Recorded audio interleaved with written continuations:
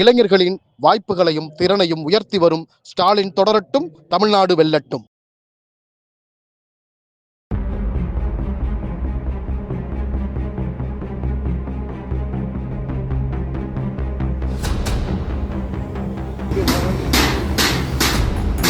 மேல ஏறுனா மேல வழுக்கிறதுக்கு கிரீஸ் தடவுறது எல்லாம் பண்ணாங்க. இன்னைக்கு டிரான்ஸ்ஃபார்மர்ல ஏறிடக்கூடாங்கிறதுக்காக சுத்தி தட்டிக்கிட்டுற வேலையை எல்லாம் அவர்கள் செய்கிறார்கள். அந்த அளவிற்கு அந்த விரக்தியில இன்னைக்கு வேற வழி இல்லாமல் மீனவ சமுதாயத்தை சேர்ந்தவர் நினைக்கிற அந்த அம்மா இப்ப இன்னைக்கு அவங்க எந்த பிரதித்துவமும் கிடைக்கல, இந்த கட்சியில இந்த விஜய்க்காக வேலை செய்து எந்த பலனும் இல்லைன்னு சொல்லி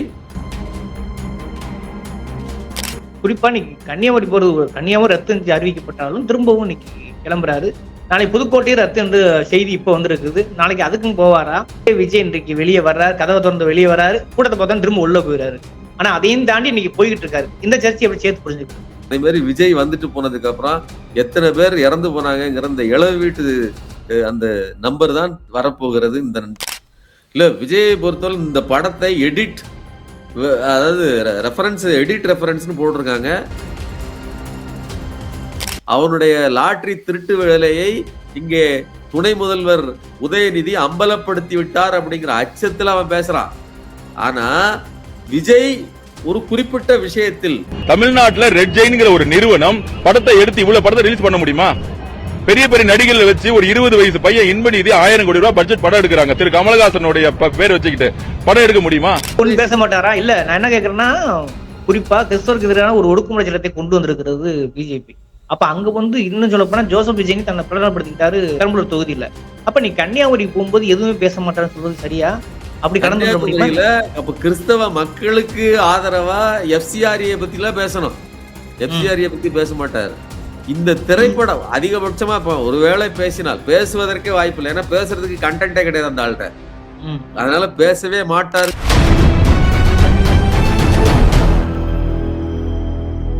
அறக்கழகம் பார்வையாளருக்கு வணக்கம். இன்று நாம் சந்திக்கிற மிக முக்கியமான அரசியல் விமர்சகர், ஊடகவியலாளர் திரு சுமன் குவியல். வணக்கம். வணக்கம். குறிப்பா விஜய் தான் கிட்டத்தட்ட அவர் பல்வேறு இடங்கள்ல ரத்து செய்திருக்கிறார்.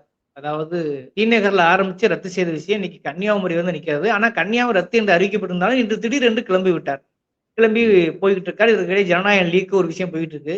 முதற்கட்டமா இந்த தொடர் ரத்தை எப்படி பாக்குறீங்க நீங்க? விஜயை பொறுத்தவரையிலும் விஜய் ஒரு சோம்பேறி. விஜய் வேலை செய்வதற்கு தயாரில்லை. விஜய் அவங்க அப்பா இருந்து அவங்க அப்பா இயக்கி அந்த பொம்மைக்கு உயிர் கொடுத்து அந்த பொம்மையை ஆட்டுவித்தார். அதற்கு பின்னாடி அவருடைய பிஆர்ஓ இருந்தாரு, பிடி செல்வகுமார் இருந்தாரு, இப்படி பல்வேறு நபர்கள் இருந்தாங்க. ஒரு கட்டத்துக்கு மேல தனக்கு வேற ஒரு கூட்டம் வந்துருச்சு அப்படிங்கிறதுனால தன்னுடைய தகப்பனையே தூக்கி தூர வீசிட்டு தான் இந்த களத்துக்கு வந்திருக்கிறாரு. இன்னைக்கு தன்னுடைய திரைப்பட வாழ்க்கையை தன் தகப்பனார் இல்லாமல் கட்சி நடத்திட முடியும், நானே இதெல்லாம் வாங்கி கதைகளை கேட்டு படங்களை நடிச்சு பண்ணிட முடியும்னு சொன்ன உடனே தன்னுடைய தகப்பனை காலி பண்ணி விட்டாரு. இப்ப இன்னைக்கு அரசியல் கட்சியிலுமே அவங்க அப்பா ஒரு கட்சி ஆரம்பிச்சாரு. அந்த கட்சி என்னுடைய தயவுல உருவாக்கப்படல, எனக்கு இதுக்கு சம்பந்தம் இல்லை, என்னுடைய கொடியையோ என்னுடைய அடையாளத்தை பயன்படுத்தக்கூடாதுன்னு தடை வாங்கினாரு. அப்போ இந்த அளவுக்கு ஒரு தகப்பனை, தன்னை வளர்த்து விட்ட தகப்பனே காலி பண்ணவர் தான் விஜய். இப்ப இன்னைக்கு விஜய்க்கு அந்த களத்தில் எப்படி வேலை செய்ய வேண்டும் அப்படிங்கிறது தெரியாது. திரைப்படத்தில் எப்படி நடிக்கணும், டான்ஸ் ஆடணும் அப்படின்னு தெரியும், படத்தை எப்படி ப்ரொமோட் பண்ணணும்னு தெரியும். திரைப்படத்தை பொறுத்தவரைக்கும் அது 2 நாள் கூத்து தான். இந்த 2 நாளுக்கு வேலை செஞ்சா போதும். அதுக்கப்புறம் ஷெட்டுக்குள்ள நீங்க டான்ஸ் ஆடினா போதும். ஆனா இங்க அப்படி கிடையாது. 24/7 சின்ன சின்ன விஷயங்களையும் களத்தில் இருந்து வேலை செய்யணும். திடீர்னு ஒருத்தர் இறந்து போயிருப்பாரு, அவருக்கு நீங்க இரங்கல் செய்தி சொல்லணும். திடீர்னு ஒரு சட்டத்தை அமல்படுத்துவாங்க, அதற்கு நீங்க எதிர்த்து பேசணும். எஃப்சிஆர்ஏன்னு ஒரு சட்டம் வருது, ஃபாரின் கான்ட்ரிபியூஷன், அந்த அந்நிய பணம் இந்த சிறுபான்மை மக்களினுடைய நிறுவனங்களுக்கு சேர்வதை அமெண்ட்மெண்ட் ஆக்ட் கொண்டாடுறாங்க. அதுல அந்த நிறுவனங்களை காலி செய்கிற வேலையெல்லாம் பாஜக செய்கிறது. ஒரு குறிப்பிட்ட சில விஷயங்களை காட்டி அந்த நிறுவனங்களையே தன்மயப்படுத்திக்கிறதுக்கான திருத்தங்களை எல்லாம் அந்த சட்டத்தில் கொண்டு வந்திருக்காங்க. இப்போ தன்னை ஒரு சிறுபான்மையின, நான் ஒரு கிறிஸ்தவன் அப்படின்னு சொல்லி அடையாளப்படுத்திக்கிற விஜய் தனக்கு அவர்களுடைய வாக்குகள் எல்லாம் தனக்கு தான் இருக்குது, சிறுபான்மை வாக்கிங் வங்கி எனக்கு தான் இருக்குன்னு தன்னைத்தானே சொல்லிக்கிற விஜய் இந்த விஷயத்துக்காக ஒண்ணு கூட வாய் திறக்கவே இல்லை. அப்போ ஒரு பொலிட்டிக்கல் நரேஷனுக்கும் இவர் வேலைக்கு ஆகல, கூடுதலா மக்களுக்காகவும் வந்து நிற்கல. இன்னைக்கு வந்து களத்துல வந்து நின்று இன்னைக்கு தேர்தல் காலங்க, ஒவ்வொரு கட்சிக்காரர்களும் பம்பரமா சுழன்று வேலை செஞ்சுட்டு இருக்காங்க. குறிப்பா எடப்பாடி பழனிசாமிக்கு 70 வயசு ஆகுது, முதல்வருக்கு 70 தாண்டி ஆகுது. 2 பேருமே களத்துல இருக்காங்க. ஒரு நாளைக்கு 3-4 கூட்டங்கள் பேசுறாங்க. ஆனால் விஜய்க்கு ஒரு கூட்டத்தில் போய் பேசுவதற்கு கூட நேரம் இல்லை. ஒரு வாரத்துக்கு ஒருக்க ஒரு இடத்துக்கு போறது. திருவல்லிக்கேணியில ரத்து, சைதாப்பேட்டையில ரத்து, டி நகர்ல ரத்து, தொடர்ந்து ரத்து. கூடுதலா கடலூர்ல அனுமதி கொடுத்தாச்சுங்க. மத்த இடத்துலயே நீங்க ரத்து சொன்னீங்க, அதாவது 1 hour தான் எங்களுக்கு கொடுத்தாங்க, நீங்க கூடுதல் நேரமே எடுத்துக்கங்க கடலூருக்கு போங்க அப்படின்னு சொல்லியாச்சு. கடலூர்ல என்ன வேடிக்கை தெரியுமா, 48 மணி நேரத்துக்கு முன்னாடி அனுமதி கேட்கறாங்க கடலூர்ல. அங்க உதயநிதி ஸ்டாலினும் அனுமதி கேட்கிறாரு. இப்போ அது அவங்களுக்கு டைம் ப்ராப்ளம் வருது அப்படிங்கறதுனால, ஒரே நேரத்துல ஒரே இடத்துல வேலை செய்யக்கூடாதுங்கிறதுனால உதயநிதி என்ன பண்றாரு, அவரு டெல்டாவுக்கு கேட்கிறாரு. அங்க இவங்க அனுமதி கொடுத்த உடனே இப்ப அங்க போய் பிரச்சாரத்துக்கு அவர் நேத்தே இறங்கி வேலை செய்ய ஆரம்பிச்சிட்டாரு. நேத்து அனுமதி கடலூருக்கு கொடுக்கப்பட்டதை இவர் தான் ரத்து செய்தார். அப்ப இந்த இடத்துல காரணமே சொல்ல முடியாது. நீ வேலை செய்யலங்கிறத தவிர்த்து இப்ப வந்து புதுச்சேரி என்னன்னா புதுக்கோட்டையிலும் ரத்து. இப்ப வர்ற கரண்ட் அப்டேட் என்னன்னா புதுக்கோட்டையில கொடுக்கப்பட்டிருந்த அனுமதி கொடுத்துருக்காங்க, ஆனா வந்து விஜய் ரத்து செய்திருக்காரு. இதுல பிரச்சனை என்னன்னா, இப்போ உதயநிதி அவரு திரைப்படத்தில் நடிச்சிருக்காங்கிறத தாண்டி அவர் வந்து ஒரு அரசியல்வாதிக்கான அரசியல் பின்புலம் கொண்டவர், அரசியலுக்காக உருவாக்கி அந்த எக்யூப்டா இருக்கிறார். அப்போ ஒரு களத்துக்கு போனீங்கன்னா அங்க என்ன நடக்கும் அப்படிங்கிறத பகிரங்கமா பேசுறாரு. குறிப்பா வந்து உங்களுக்கு லால்குடியில போய் நின்று பேசின அவர் வந்து தெளிவா சொல்லியிருக்காரு. ஒரு நிமிஷம், நீங்க லீமா ரோஸ் இருக்காங்க இல்லையா, அவங்களுடைய அதாவது இந்த மார்டின் அவர்களுடைய மனைவி இருக்கிற தொகுதியில போய் நின்றுட்டு பேசினவர் வந்து தெளிவா சொல்லியிருக்காரு, இந்த குடும்பம் ஒட்டுமொத்தமா மீண்டும் லாட்டரியை கொண்டு வருவதற்கான திட்டத்தோடு வேலை செய்கிறது. அதனாலதான் 6,000 கோடி ரூபாய் மதிப்புள்ள சொத்துக்களை உடைய இவர்கள் பல்வேறு நூற்றுக்கணக்கான வழக்குகள் இருக்கு. 1000 கோடி ரூபாய் சொத்து ஈடியாலேயே கைப்பற்றப்பட்டிருக்குது. இருந்தாலும் கூட தமிழ்நாட்டுக்குள்ள மீண்டும் இந்த தொழிலை தொடங்கியாக வேண்டும் அப்படிங்கிறதுக்காக பல்வேறு முயற்சிகளை செய்யறாங்க. அதுல ஒரு கட்டமாகத்தான் வெவ்வேறு கட்சிகள்ல போய் நின்று இவர்களுடைய குடும்பத்தை சேர்ந்தவர்களை களம் காண்றாங்க அப்படிங்கிறாரு. யோசிச்சு பாருங்க, ஆதவர்ஜுனா டிவிக்குள்ள இருக்கிறாரு. அவர் பேரு தான் வந்து அந்த இதை விட்டுட்டு வந்தாருன்னு பேரே தவிர, அதாவது இந்த குடும்பத்துக்கும் அவருக்கு முரண்பாடு இருக்கே தவிர, உள்ளுக்குள்ள இவர்கள் ஒரே குடும்பத்தை சேர்ந்தவர்கள். அப்ப அதே மாதிரி நீங்க லட்சிய முன்னேற்ற கழகம்னு சொல்லிட்டு அந்த லாஜாக்காவா லட்சிய ஜனநாயக முன்னேற்ற கழகம், அவர் மகன் தான் அவரு, சரிங்களா? மார்டினோட மகன் தான் ஜோஸ் மார்டின், சார்லஸ் மார்டின். ஆமா, மச்சானுக்குன்னு ஒரு மச்சானுக்கு புதுச்சேரி, இப்படி ஒவ்வொரு ரீஜனா இவர்கள் வந்து திட்டமிட்டு வந்து நிற்கிறாங்க அப்படின்னு சொல்லி சாடுறாரு. எதுக்கு சொல்றேன்னா, அரசியல் தெரிந்தவர்கள் களத்துக்கு வரும்போது அரசியல் அங்க என்ன நடக்குது அப்படிங்கறத சொல்றாங்க. விஜய் இப்படி குறிப்பா எங்கேயாவது பேசியிருக்காரா? லாட்டரி மார்டின் குடும்பம் இப்படி திட்டம் போட்டு வேலை செய்கிறது அப்படிங்கிற செய்தியே ஒருங்கிணைச்சு கோர்த்து பேசணும்னா அதுக்கு ஒரு அரசியல் அறிவு வேணும். அது உதயநிதிக்கு இருக்குது, அது விஜய்க்கு இருக்குதா? வந்து பேசுற எல்லா இடத்துலயும் ஒரே பேச்சு, என்ன திமுக முடக்குது, திமுக முடக்குது, திமுக முடக்குது, நான் கோடிக்கணக்கான ரூபாயை விட்டுட்டு வரேன். இந்த விஜய் மட்டும் சொல்லல, விஜய் மட்டும் சொல்லல. இப்ப ஆதவர்ஜன் கூட என்ன சொல்றாருனாக்க, இன்பநிதி முதற்கொண்டு இதுக்கு ஒரு காரணமா இருக்காங்க. இன்பநிதியும் கமலஹாசன் சேர்ந்துக்கிட்டு பெரிய வந்து சினிமா இண்டஸ்ட்ரியே வந்து முடக்கிட்டாங்க. அந்த ஊழல்ல வந்த பணத்துல கமலஹாசனும் பங்கு இருக்கிறார் அப்படின்ட்டு இன்பநிதி உதயநிதி மட்டும் இல்ல, இன்பநிதியும் டார்கெட் பண்ணி இப்ப வந்து ஆதவர்ஜன் பேசியிருக்காரு. இல்ல டே லாட்டரி திருடா, நீங்க ஒட்டுமொத்தமா தமிழ்நாட்டை வளைக்கிறதுக்கு தான் குடும்பமா இன்னைக்கு களத்துல இறங்கிருக்கீங்க அப்படின்னு சொன்னது யாருக்கு வலிச்சதோ வலிக்கலையோ, இந்த லாட்டரி திருடனுக்கு குத்திருச்சு. அதனாலதான் வந்து அவங்க அதை பிடிச்சிட்டாங்க இதை பிடிச்சிட்டாங்கன்னு இவன் பேசுறான். நான் என்ன கேட்கிறேன், விஜய் இதே மாதிரி குறிப்பாக ஒரு விஷயத்தை பேசியிருக்காரு. ஆதவர்ஜுனா பேசுறது இல்ல விஷயம், அவனுக்கு அது வலிக்குது அதனால பேசுறான். அவனுடைய லாட்டரி திருட்டு வேலையை இங்கே துணை முதல்வர் உதயநிதி அம்பலப்படுத்தி விட்டார் அப்படிங்கிற அச்சத்துல அவன் பேசுறான். ஆனா விஜய் ஒரு குறிப்பிட்ட விஷயத்தில் திமுகவை, ஏங்க FCRAல திமுக உங்களுக்கு உதவாது, அது வந்து அண்டர் கிரவுண்ட் டீலிங்ல இருக்குது பாஜகவோட, நான் தான் உண்மையான பாதுகாவலன் அப்படின்னு சொல்லணும்ல. ஒன்று கருத்தியல் ரீதியா பேசணும், அல்லது இப்ப களத்துல இறங்கி இப்ப கன்னியாகுமரி மாவட்டத்துல இதுதான் பிரச்சனை, இதை நான் தீர்க்க வருகிறேன், இதற்கு தீர்க்கிறதுக்கு என்ற தீர்வு இருக்குது பேசணும்ல. எதுவும் கிடையாது. அப்போ சிறுபான்மையினராக நீங்கள் அடையாளப்படுத்திக் கொள்வதல்ல. இப்ப நீங்க கன்னியாகுமரி மாவட்டத்துல சிறுபான்மையினர் நிறைய பேர் இருக்கிறாங்க, அவர்கள் எல்லாம் எனக்கு ஓட்டு போடுங்க. இப்ப அது நல்ல வசதி பாருங்க. பாஜக எவ்வளவு நயமா வேலை செய்து அவர்கள் தங்களை 70-30 இதுதான் எங்களுடைய அரசியல்னு அமித்ஷா சொல்றாரு. 70% மக்கள் நாங்கள், அது எங்க போனாலும் சரி, அது இந்துக்களுக்கு நாங்கள் இருக்கிறோம்.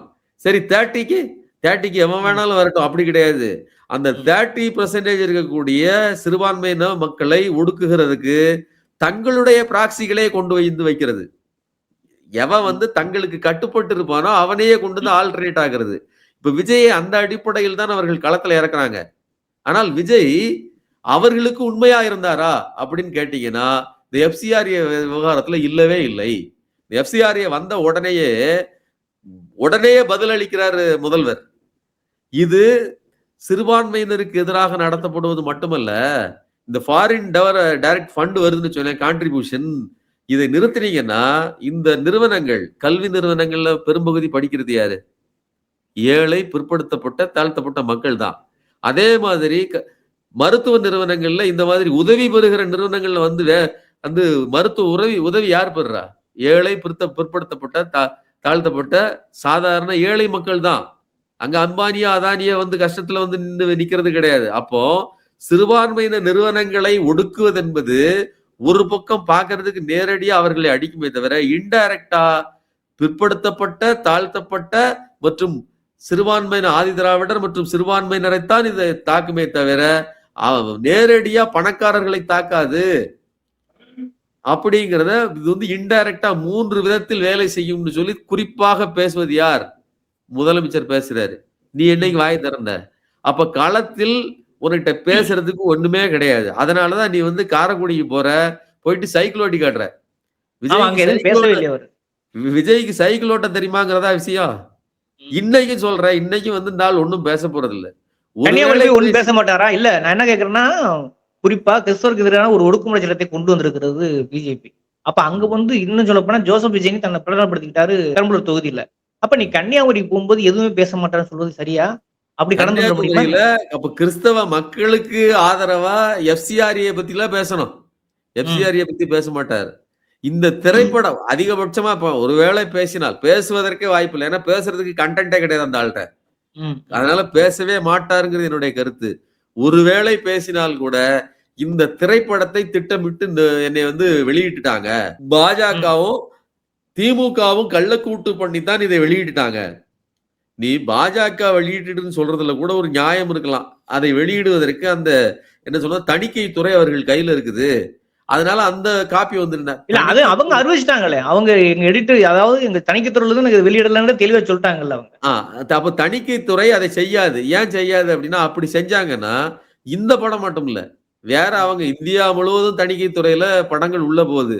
அது மூலமா வெளியில வந்துச்சு அப்படின்னு சொன்னா நாளைக்கு அந்த நிறுவனத்தின் மேலேயே மதிப்பு இல்லாம போயிடும். அப்ப அது ஏன்னா சங்கிகளே கூட பயந்துருவாங்க. அந்த திரைப்படத்தை நீங்க கொடுத்தீங்கன்னா என்ன ஆகும்? அப்ப அந்த நிறுவனத்தின் மேல இருக்கக்கூடிய நம்பகத்தன்மை போயிடும் இல்லையா? அதனால அதை செய்ய மாட்டாங்க. அதனால இவங்க என்ன பண்றாங்க, எல்முருகன் வழியா இது வந்துருச்சு அப்படிங்கிறாங்க. எல்முருகன் யாரு? எல்முருகன் பிராட்காஸ்டிங்ல இருக்கிறாரு. அவர் வந்து இந்த ஒலிபரப்பு துறையினுடைய இணையமைச்சரா இருக்காரு. ஒளிபரப்பு துறைக்கு கையில வந்து எப்போ ஒரு படம் வெளியில வந்து ரிலீஸ் ஆகி தியேட்டர்ல ஓடினா மட்டும்தான் கியூபுக்கு போயிடும். அது கியூபுக்குள்ள அப்படி போனாலே கூட செய்ய முடியாது. அப்படி செஞ்சா கூட படம் ரிலீஸ் ஆனாதான் செய்ய முடியுமே தவிர உங்க லாஜிக் படியே. அப்ப ஆதவர்ஜுனா சொல்றாரு இல்லையா, எல்முருகனும் உதயநிதியும் இணைஞ்சு அவங்க சதி திட்டம் திட்டாங்க. சரி, எதுக்காக திட்டம் திட்டினாங்க? அவங்க எடப்பாடி பழனிசாமி முதலமைச்சரா வரணும்னு.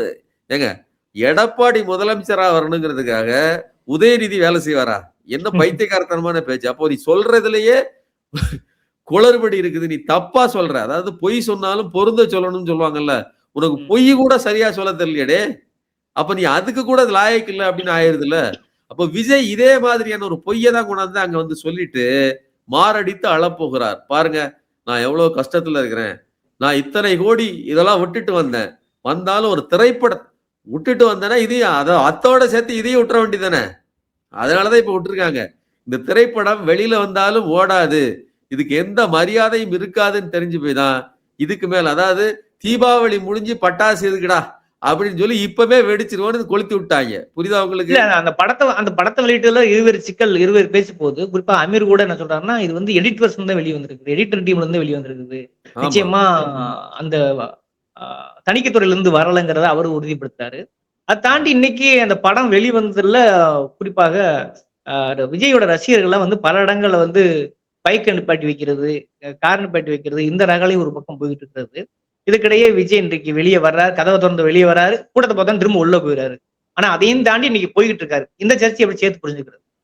இல்ல, விஜயை பொறுத்தவரை இந்த படத்தை அதாவது எடிட் ரெஃபரன்ஸ்னு போட்டிருக்காங்க, டேட்டே போட்டிருக்காங்க. நீங்க 14/1/2026ன்னு சொல்லி பொங்கல் டேட்டே அதுல போட்டப்பட்டிருக்குது. அப்ப இது வந்து வெளியில வேற யாரும் கைத்தொட்டலாம் வெளியில வர முடியாது, எடிட்டர் டேபிள்ல இருந்தா வெளியில வந்திருக்கு. அப்போ விஜயனுடைய அனுமதியோ அல்லது அந்த தயாரிப்பு நிறுவனத்தின் அனுமதியோ இல்லாமல் இது வெளியில வர்றதுக்கு வாய்ப்பே கிடையாது அப்படிங்கிறது. இன்னொன்னு, பொதுவா வெளியில வர்ற படங்கள்லாம் வந்து லோ வெர்ஷனா வரும். அது வந்து ஏதாவது திரைப்படங்கள் திரையரங்குல ப்ரீவியூ ஷோல எடுக்கப்பட்டதா இருக்கும், அல்லது ஷூட்டிங் ஸ்பாட்ல எடுக்கப்பட்டதா இருக்கும். இது எடிட் வெர்ஷன் பக்கா ஹெச்டி குவாலிட்டியில வெளியாகுதுன்னா இவர்களுடைய அனுமதி இல்லாமல் இல்லை. அப்போ இத நீங்க தேடி போனீங்கன்னா கரெக்டா விஜய் வீட்டில் தான் இந்த சோதனை நடத்தப்பட வேண்டும், விஜய்கிட்ட தான் அது போய் நிற்கும், அல்லது ப்ரொடியூசர் சைடு தான் இந்த விசாரணை போய் நிற்கும் அப்படிங்கிறது பட்டவர்த்தனம். நான் ஏற்கனவே சொன்னேன், இந்த படம் தேர்தலுக்கு பிறகு வருவதால் யாருக்கும் எந்த லாபமும் கிடையாது, அதனால இப்பவுமே அடிச்சு தள்ளு அப்படின்னு சொல்லிட்டாப்ல. ஆனால் விஜய் இந்த இடத்தில் வந்து அழப்போகிறார். அது வந்து அனுதாப வாக்குகளுக்கு தான். இன்னொன்னு நீங்க இன்னொரு வீடியோ பாத்தீங்களா, விஜயினுடைய அந்த வாகனத்துல கை வச்சிருக்கக்கூடிய அந்த ஆதரவாளர்களை கையில பூட்ஸு காலால மிதிச்சு தள்ளுறாங்க. இதெல்லாம் எவ்வளவு கொடுமை. அதாவது சுயமரியாதைக்காக கட்சி உருவாக்கப்பட்ட மாநிலம் இது. உலகத்திலேயே எந்த கட்சியுமே சுயமரியாதை அப்படின்னு சொல்லி வந்தது கிடையாது. பெரியாரை தன்னுடைய கொள்கை தலைவரை அறிவிச்சிட்டு இருக்க அந்த பைத்தியக்காரன் இவர்களை சுயமரியாதை இல்லாம எவ்வளவு இழிவுபடுத்தி மாட்டை விட கேவலமா கால்கிட்ட மிதிச்சுக்கிட்டு தள்ளுறாங்க பவுன்சரு. அப்படிப்பட்ட காட்சிகள் வெளியில வருது. இவ்வளவுதான். மக்களை மக்களா மட்டும் இல்ல, மாக்களா, அதாவது உயிரற்ற அல்லது ஐந்தறிவு ஜீவன்களா மிதிச்சுக்கிட்டு தள்ளுகிற வேலை. இன்னைக்கு ஐந்தறிவு ஜீவனை கூட நீங்க அப்படி மிதிச்சுக்கிட்டு வீடியோ போட முடியாது. அப்படிதான் பண்ணீங்கன்னா அது வந்து வைரல் ஆகி உங்க மேல கேஸ் போடுவாங்க. ஆனா இன்னைக்கு சொந்த ரசிகன் மேல பூட்ஸு காலால் மிதிச்சுக்கிட்டு தள்ளுகிற காட்சிகள் வெளியில வருது. இவ்வளவு பெரிய இழிவான ஒரு அரசியலைத்தான் இந்த விஜய் செய்யறான். இதுக்கு மட்டும் இல்ல, இனிமே வருகிற இடங்கள்லயும் போய் பேச மாட்டாரு. ரத்து ரத்து ரத்து. ஏன்னா பேசுறதுக்கு கண்டென்ட் இல்லை, பேசுவதற்கு தெம்பு இல்லை. ஏசி ரூமை விட்டு வெளியில வந்தா அண்ணனுக்கு வேத்துறோம், அண்ணனால களத்துல பணியாற்ற முடியாது. இதை தெரிந்துதான் இன்னைக்கு வந்து அவரு பல இடங்களையும் ரத்து பண்றாரு. அதை திமுக செய்துன்னு நெரேட் பண்றாரு. இந்த கன்னியாகுமரியிலையும் போய் இதற்கு மேல் மாரடித்து அழுவதை தவிர சொந்த பிரச்சனையை அடுத்தவர் மீது சாட்டி அரசியல் லாபம் அடையலாம் அப்படின்னு பகல் கனவு காண்கிறார் இந்த விஜய். குறிப்பா இன்னைக்கு கன்னியாகுமரி போறது, கன்னியாகுமரி ரத்து என்று அறிவிக்கப்பட்டாலும் திரும்பவும் இன்னைக்கு கிளம்புறாரு. நாளைக்கு புதுக்கோட்டையும் ரத்து என்று செய்தி இப்ப வந்திருக்குது. நாளைக்கு அதுக்கும் போவாரா? பேசுவதற்கு ஒன்றுமே இல்லைன்னு விலகி போக முடியுமா என்ன? பேசுவதற்கு ஒன்றுமில்லைன்னு விலகத்தான் செய்யணும். ஏன்னா நெரேஷன் தானே இவர்களுடைய இதா இருக்குது. வேலை செய்வதற்கு நான் தயார் இல்லைங்க, அப்புறம் வேலை போய் நெரேட் பண்றது காரணங்களை வேறு ஆள் மேல. இப்போ இந்த திரைப்படமே வந்து யாரால் ஒடுக்கப்பட்டுச்சு, அதை நீ வந்து அழுத்தமா பேசணும்ல. மேடையில வந்து என்ன பேசுற, இந்த திரைப்படத்தை முடக்குறாங்க யாருன்னு உங்களுக்கே தெரியும். அதை விட அது கூட பரவாயில்லைங்க, தேர்தல் நேரத்துல வந்து என் பர்சனல் லைஃப்ல விளையாடுறாங்க அப்படிங்கிறாரு. அவருடைய மனைவி அவர் மேல குற்றச்சாட்டு வைத்தது அது ஒரு கட்சியா செய்ய முடியும்? சரி, அவங்கதான் அப்படி செஞ்சுட்டாங்க. ஒருவேளை அது கட்சி தூண்டுதல்ல நடந்துச்சுன்னு சொல்லுங்கன்னு வச்சுங்களேன். திரிஷாவை கூட்டுட்டு வந்திய, அதுக்கு கட்சி தூண்டுதல் இருந்துச்சா? எந்த கட்சி தூண்டுச்சு? அப்ப நீ எவ்வளவு சேட்டை பண்ற. நான் என்ன சொல்றேன், ஒரு அம்மா எனக்கு வீட்டுக்குள்ள கூட வாழ்றதுக்கு அனுமதி இல்லை, அதுக்கு அனுமதி வாங்கிதாங்கன்னு ஒரு கேஸ போடுது. குடும்ப நலக்குழு உன்னையெல்லாம் என்ன பண்ணணும், வயலன்ஸ் குடும்ப வன்முறை கேஸ் போட்டிருக்கும், குடும்ப வன்முறை செஞ்சாருன்னு போட்டிருக்கணும். அப்படி சொல்லல. அதை வந்து மென்மையா சொல்லி அந்த நடிகையினுடைய பேரை கூட சொல்லாம இருந்தப்போ அந்த நடிகையை கூட்டிட்டு நீ வெளியில வர, அதெல்லாம் யாரு செஞ்சா? அப்ப இவ்வளவு வன்மத்தோடு தன்னுடைய மனைவியை 27 ஆண்டு காலம் தன்னோடு சேர்ந்து வாழ்ந்த மனைவியை வன்மத்தோடு அணுகுகிற நீ பொது வெளியில என்ன சொல்ற? வேறு கட்சிகள் சேர்ந்து என்னை வீழ்த்துறதுக்காக இப்படி வந்து காய் நகர்த்துறாங்க அப்படிங்கிற. அப்போ ஒவ்வொரு விவகாரத்திலையும் இதை வந்து நெரேஷனாக ஒரு கற்பிதமாக புது கருத்தை கொண்டு வந்து ஒட்டுவதையே வேலையா வச்சிருக்கிற. 41 பேர் செத்தாலும் சரி, அதுக்கு எனக்கும் எந்த சம்பந்தமும் இல்லை, அதுக்கு வேற கட்சி தான் காரணம்னு சொல்றதுக்கு உன்னால முடியுது. பொண்டாட்டி வந்து 27 வருஷம் உன்னோட வாழ்ந்த பொண்டாட்டி வந்து உன் மேல கேஸ் கொடுத்தாலும் இதுக்கும் வேற கட்சி காரணம்னு சொல்ற. அதே மாதிரி பாஜக உன்னை ஒடுக்குகிறது, பாஜக தான் என்னை நெருக்குதுன்னு சொல்றதுக்கு கூட வார்த்தை இல்லை, உன்னால முடியல. நீ அவ்வளவு பயந்து தொலைகிற. அதை என்ன சொல்றேன்னா, யார் உங்களுக்கு தடுத்தாங்கன்னு தெரியும், எங்களுக்கு எல்லாம் தெரியும் தம்பி. யார் எங்களை தடுக்கிறார்கள், யார் எங்களை ஒடுக்குகிறார்கள், இன்னைக்கு FCRAங்கிற சட்டம் யாரால் வருகிறது, அது யாருக்கு தீங்கிழைக்க போகுது, எல்லாமே எங்களுக்கு தெரியும். அரசியல் எங்களுக்கு தெரியும், அது உனக்கு தெரியாது, நீ கிளம்பு அப்படின்னு தான் மக்கள் இவருக்கு பதில் சொல்ல போறாங்க. இதுக்கிடையே பாத்தீங்கன்னா விஜய் கட்சியில இருந்து வெளியேறுவதும் அவ்வப்போது நடந்து இருக்கிறது. உட்கட்சி பூசல் தொடர்ந்து நடந்துக்கிறது உங்களுக்கு எல்லாம் தெரிஞ்ச விஷயம். இந்த அஜிதா, அதாவது காரை நிப்பாட்ட பெண்மணி, தூத்துக்குடி பெண்மணி, எல்லாம் தெரிஞ்ச விஷயம். அவங்க வந்து கட்சி வெட்டி விலகி திமுக இணைவதாகவும் ஒரு செய்தி வந்து கொண்டிருக்கிறது. அதையும் எப்படி சேர்த்து புரிந்து கொள்வது, எது என்ன சொல்ல வரீங்க? இல்ல, அது அந்த அம்மா வந்து, அதாவது விஜய் வந்து கட்சி ஆரம்பித்த உடனேயே சொன்னது என்னன்னா, எனக்காக யாரெல்லாம் தன் வாழ்க்கையை அர்ப்பணித்து இத்தனை காலம் என்னோட மக்கள் இயக்கமாக இருந்து ரசிகர் மன்றமாக இருந்து மக்கள் இயக்கமாக மாறி என்னோடு பயணித்தவர்களுக்கெல்லாம் நான் முக்கிய இடத்தை கொடுப்பேன், அவர்களுக்கு பிரதிநிதித்துவம் கொடுப்பேன்னு சொன்னாரு. சொன்னதுக்கு எங்கேயாவது ஏதாவது ஆதாரம் இருக்கா? நீங்க கூட இருக்கிற ஆதவர் சொன்னா வந்து அவர் கூட கட்சி ஆரம்பிச்ச காலத்துல இருந்தவரா? நீங்க வந்து CT நிர்மல்குமார் அவர் கூட இருந்தவரா? சரிங்களா? அவர் பாஜகவில் இருந்து RSSல பயிற்சி பெற்று அப்புறம் அதிமுக வந்து இங்க வந்திருக்கிறாரு. இப்படி அருண்குமார் IRS யாரு? புஷி ஆனந்தே இடையில வந்தவர் தான். சரிங்களா? புஷி ஆனந்துக்கு முன்னாடி PT செல்வகுமார், இப்படிதான் இருந்துச்சு. அப்படி கட்சி ஆரம்பிக்கிறதுக்கு முன்னாடி மக்கள் இயக்கமாக இருந்த காலகட்டத்தில் வேலை செய்தவர்களுக்கெல்லாம் இடம் கிடையாது. 109 பேர் பிற கட்சி, அதிமுக திமுக இருந்து வந்தவங்க. இப்படி பல கட்சியில இருந்து வந்தவர்களுக்கு இடம் கொடுக்குறீங்க. ஆரம்பத்தில இருந்து வேலை செய்த அஜிதாவுக்கு மாவட்ட பொறுப்பாளர் கூட போடல. அந்த அம்மா ரோட்ல வந்து போராடிச்சு, நாமளே பார்த்தோம். பெண்களை தூக்கி வீசுவதற்கு பெண் பவுன்சர்.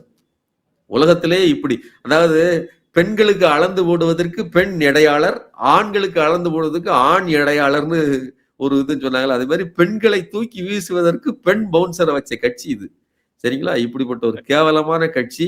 இந்த கட்சி அவருக்கு எந்த இடத்துலையும் முக்கியத்துவம் கொடுக்கலன்னு சொல்லி வேட்பாளர் அறிவிச்ச உடனேயே தன்னுடைய கட்சி கார்ல இருக்கக்கூடிய கட்சி கொடியெல்லாம் தூக்கி வீசினாங்க. அந்த அம்மா ரொம்ப விரக்தி. ஏன்னா தூக்க மாத்திரை முயற்சி எல்லாம் பண்ணாங்க. அந்த நேரம் தான் நீங்க வந்து எங்க மலேசியால போய் நின்று டான்ஸ் ஆடி, எப்படி கட்சிக்காரம்லாம் தூக்க மாத்திரை சாப்பிட்டு செத்து சாய கிடக்கும் போது டான்ஸ் ஆடின பெருமை தான் இந்த விஜய் சாரும். அந்த விரக்தியில இன்னைக்கு வேற வழி இல்லாமல் மீனவ சமுதாயத்தை சேர்ந்தவர் நினைக்கிற அந்த அம்மா இப்ப இன்னைக்கு வந்து அவங்க எந்த பிரதிநிதித்துவமும் கிடைக்கல, இந்த கட்சியில இந்த விஜய்க்காக வேலை செய்து எந்த பலனும் இல்லைன்னு சொல்லி ஒரு ஒரு அடையாளமா இன்னைக்கு வந்து தற்குறிகள் நம்ம சொல்றோம்ல, இந்த தற்குறிகள் இன்னும் சில காலத்தில் அவர்கள் திருந்துவார்கள். கண்டிப்பா இந்த மாதிரி ஒதுக்கப்பட்ட ஒரு நிலைமையில் அவருக்கு வந்து திமுகல தஞ்சம் அடைஞ்சிருக்காங்கிறது ஒரு நல்ல விஷயம், ஒரு நல்ல மாற்றம். கண்டிப்பா அவருக்கு ஒரு அரசியல் எதிர்காலம் இருக்குது அப்படிங்கிறத பாக்குறோம். விஜய் தொடர்ந்து போற இடங்கள்லாம் பாத்தீங்கன்னாக்க விபத்துகள் தொடர்ந்து இருந்து எல்லா கூட்டங்களும் எல்லா இதுவும் வந்து விபத்து நடந்துட்டு இருக்குது. இன்னைக்கு கன்னியாகுமரியிலையும் பாத்தீங்கன்னா டிரான்ஸ்பார்மர் எல்லாம் வந்து தகராச்சீட்டு போட்டு மூடுவதாகவும் செய்தி வருகிறது. அது எப்படி சேர்த்து புரிஞ்சுக்கணும்? இப்ப பல இடங்கள்ல விபத்துங்க. எந்த கட்சியும் வந்து இதே மாதிரியான ஒரு கோமாளி கூட்டத்தை நம்ம வச்சுக்கிட முடியாது. விஜய் எங்கெல்லாம் போறாப்புலையோ அதுக்குள்ள வண்டியை கொண்டு போய் விடுறது. 5 பேர் இறந்து போனாங்க, உங்களுக்கே தெரியும். இந்த பல பிரச்சனைகள் இருந்துச்சு, 41 பேர் இறந்தாங்க. அதெல்லாம் தாண்டி மதுரை கூட்டத்துக்கு வந்தவங்கள 5 பேர் இறந்துட்டாங்கிறது. அப்போ இந்த போற இடத்துலதான் விஜய் வந்து ஒரு நல்ல சக்தி இல்ல, ஒரு தூய சக்தி இல்ல, அவன் தான் உண்மையிலே தீய சக்தி. எதிர்கட்சிகளுக்கு இல்ல, சொந்த கட்சிக்காரனே காவு வாங்குற ஒரு தீய சக்தி அப்படிங்கறத ப்ரூவ் பண்ணிட்டே போறாப்ல. இத என்னெல்லாமா பண்ணி போட்டாங்க. மேல ஏறுனா மேல வந்து வழுக்கிறதுக்கு கிரீஸ் தடவுறது எல்லாம் பண்ணாங்க. இன்னைக்கு டிரான்ஸ்ஃபார்மர்ல ஏறிடக்கூடாங்கிறதுக்காக சுத்தி தட்டி கட்டுற வேலையை எல்லாம் அவர்கள் செய்கிறார்கள். அந்த அளவிற்கு விஜய்க்கு ஒரு என்ன சொல்லணும்னா அன்ஆர்கனைஸ்டு மாபை தான் வச்சிருக்காரு அப்படிங்கிறது ப்ரூஃப் ஆகுது. இந்த கூட்டம் முடிஞ்சுதான் தெரியும் இன்னும் எத்தனை பேர் செத்து கிடக்குறாங்க, எத்தனை பேர் கால் போயிருக்கு அப்படிங்கிறது. ஒரு புயல் அல்லது ஒரு பேரழிவு வந்துச்சுன்னா அதெல்லாம் வந்து முடிஞ்சதுக்கு அப்புறம் இது வரைக்கும் 7 பேர் செத்துருக்காங்க, இல்லைன்னா 8 பேர் செத்துருவாங்கன்னு வரும் இல்லையா? தண்ணீரில் இவர்கள் அடித்துச்சு. அதே மாதிரி விஜய் வந்துட்டு போனதுக்கு அப்புறம் எத்தனை பேர் இறந்து போனாங்கிற இந்த இளவு வீட்டு அந்த நம்பர் தான் வரப்போகிறது. இவரால் ஒரு நன்மை இந்த மக்களுக்கு வரப்போறதில்லை, தீமைதான் அப்படிங்கிறதுக்கு இதுதான் ஒரு சாட்சி. எந்த ஒரு அரசியல் கட்சிக்கும் இது நல்லதல்ல, அழகும் அல்ல, அது அரசியலும் அல்ல என்பதை நம்ம ஊடகமாகவும் தெரிவித்துக் கொள்கிறோம். ஆனாலும் கூட தொடர்ந்து விஜய் போற கூட்டங்கள் போல அந்த மாதிரியான சம்பவங்கள் நடப்பது தவிர்க்கப்பட வேண்டிய ஒன்றுதான். உங்கள் விமர்சனங்களை அப்படியே மக்கள் பார்வைக்கே விட்டு விடுகிறேன். இந்த விவாத சொல்ல அறக்கலத்துக்கு நேரம் ஒதுக்க நன்றி சார். நன்றி.